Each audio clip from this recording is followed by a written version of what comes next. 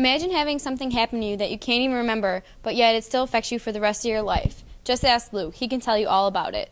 I had a stroke in my mother's room before I was born. A stroke is when the brain doesn't get enough oxygen and starts killing brain cells. Luckily, the stroke only affected the right side of his body. However, it did lead to some other medical problems for him. Yes, I believe it did. My right side of my leg, I could barely move my ankle, can't move any of my toes, and I believe my ADHD was cause of the stroke too. Don't let the idea of a stroke fool you. There hasn't been a day in Luke's life where he let the stroke change the way that he lives. Yes, it has, predictably, because it makes me work harder, and it's harder for things. It's hard for me to do things than it takes for a normal person to do. Despite the stroke, he's still one of the most optimistic people I've ever met. Basketball, baseball, football, soccer, and volleyball. You would think that since he has to try so much harder when it comes to athletics, that would stop him from participating. However, that's not the case at all. No, it hasn't, not at all. It actually made me work harder and made me believe more that I could do it with one arm on one side.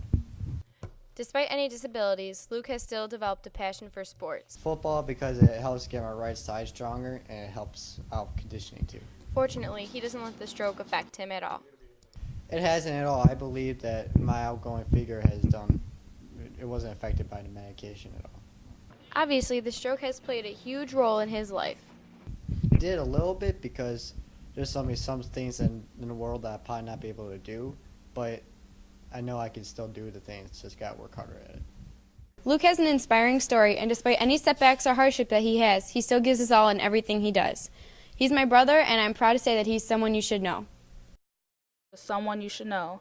That is when I ran into Senior Cario. Amazing grace, how sweet the sound, well, that saved a wretch. I really don't have a story. I'm just a teenage girl. I really haven't made a story for myself yet. I mean, you have to have something about you that separates you from everybody else. Well, I sing. Everybody knows I sing already, so. Why do you sing? Once I seen that reaction, I knew I had found my story, but I had to start at the very beginning. I started singing when I was 4 or 5. I had a leader by the name of Ora Lee. My first solo with her was God Put a Rainbow in the Sky. I sung it almost every Sunday. I sung with the youth choir at my church. I sung with Soul Children of Chicago. And then after that, me and my brother took music lessons. I took voice lessons, and he took drums and piano. And we were twins, so everything that we did inseparable. When I used to go sing at other churches, he would play for me. But unfortunately, they were separated. When we were about 8 years old, he died from sickle cell and double pneumonia. The death of her brother hit her hard and took her joy away. We were so close, and after he passed away, it was nothing I really wanted to do in life. I wanted to stay at home, be lonely all the time. I was kind of depressed, so. She quit singing and music altogether, but suddenly she began again. I started back singing because one night he came to me in my dream and told me stopping singing wasn't going to help me in life at all. I had to keep going, keep singing, because he was going to be with me every time. Oh my God, I'm going to cry. I could see that was a touchy subject, but I could also see that Keith Jr. was her inspiration. Yes, he is. He is my inspiration.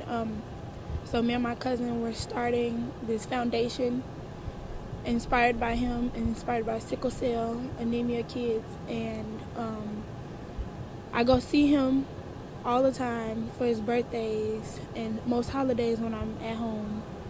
And when I get my CD out, my CD is going to be named after him, and my kids are going to be named after him. So, of course, he's my inspiration.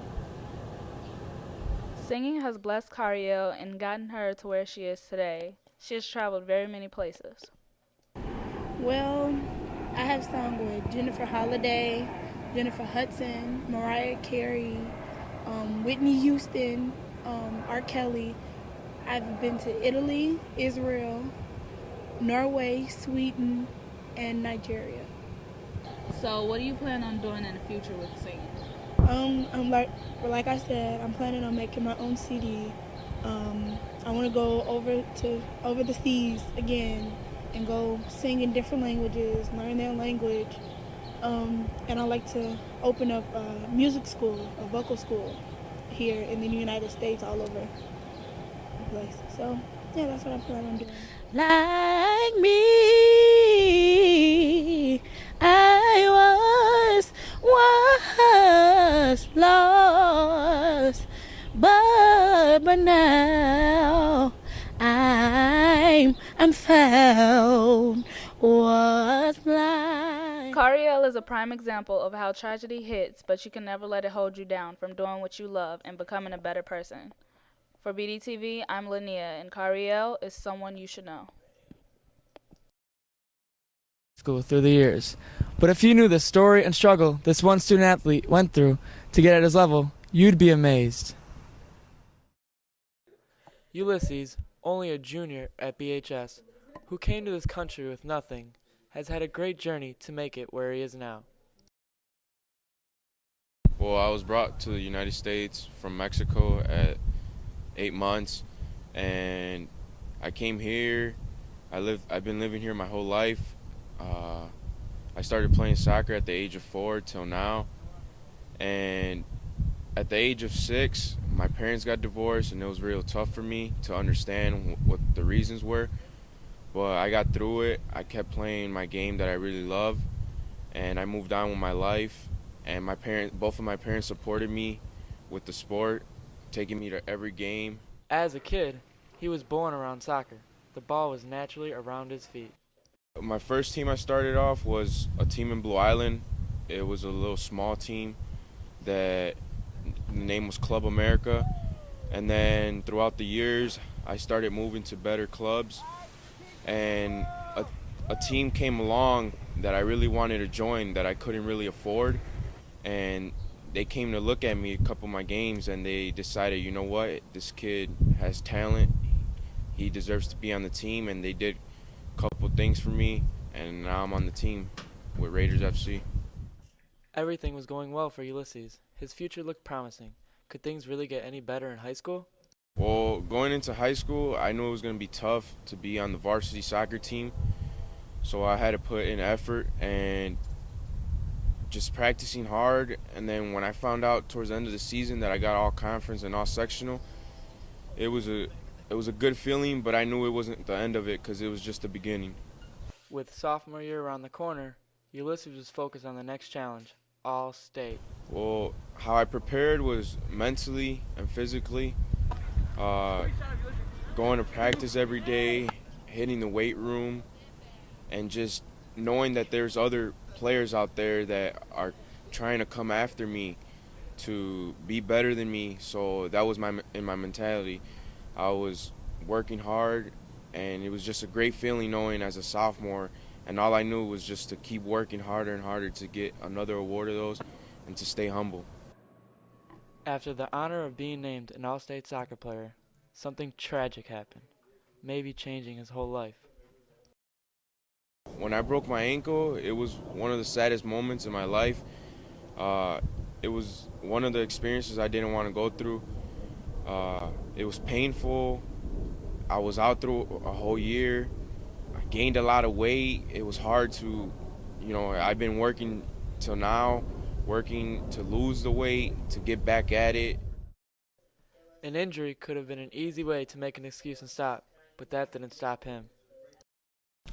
What I did to recover was I had to go to therapy. My parents paid a lot of money, but not also my parents paid a lot of money. My coaches from Raiders helped me out. I had to go to therapy 3 times a week, and it wasn't easy. It was painful, but I knew I had to do it to be back on the field. His first year back, he received all-conference, which was less than what he was awarded his first 2 years. I knew I wasn't 100%, but I knew I was at the level that I can at least compete in. I wasn't in shape like all my other teammates, but I knew I could work through it and get better. Excuses can only get you so far. I thought that was the end of me basically when I had broke my ankle, but I still have next year. Maybe the reason why Ulysses didn't use any is because Bremen's soccer team's motto since 2008 was no excuses. Ulysses is someone you should know. For BDTV, I'm Jeff. Back to the newsroom.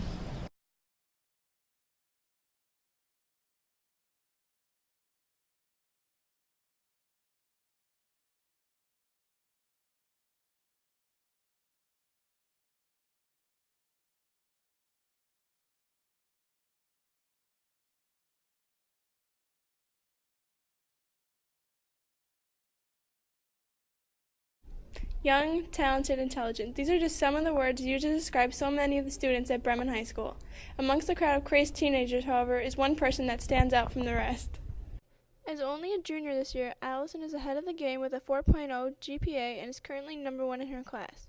She dedicates most of her time to studying and making sure that her grades reflect her hard work. The thing that motivates me to be successful in school is probably the fact that it's going to pay off in the end. You'll have a good college to go to, hopefully, and good job, something like that. So all your hard work will one day pay off. On top of her good grades, Allison balances being an athlete as a varsity volleyball player and is an active member of NHS, Key Club, Mathletes, and also Scholastic Bowl. The hardest thing about balancing all the activities would probably be finding time for yourself, because you get wrapped up in everything else. Although Allison is well known amongst her peers for her intellect, few know about another skill she possesses. I'm a black belt in Taekwondo. Starting since she was 8 years old, Allison has been committed to the sport for years, but finally achieved this title just last year. I was motivated to become a black belt, probably the fact that I could just say, like, I did it after all the hard work, and just have that to solidify all the things that you did. This accomplishment isn't something that most people have, and it is what makes her unique. The most interesting thing was, nobody else does it, really, so it sets you apart from everyone else, and it's not really common that you hear people say, yeah, I'm a black belt. Most people are like, yeah, I lettered in this sport, blah, blah, blah. Working towards becoming a black belt has made Allison a better person and student. Some days I didn't want to go, I felt lazy, but I went anyways and worked hard at it, and my school at the same time. Although becoming a black belt takes time, Allison has learned valuable lessons along the way. No, I think it actually helps because it makes me more well-rounded, and it teaches you a lot more things than just being a black belt. You learn about respect, and you memorize a lot of things actually, so I think it helped. Although she typically doesn't share this accomplishment with her peers, that is just one of the reasons she stays humble through all of her successes. A well-known student with an unknown skill, Allison will carry her success far beyond high school, bringing her black belt with her. Her involvement in numerous activities and academics makes her someone you should know.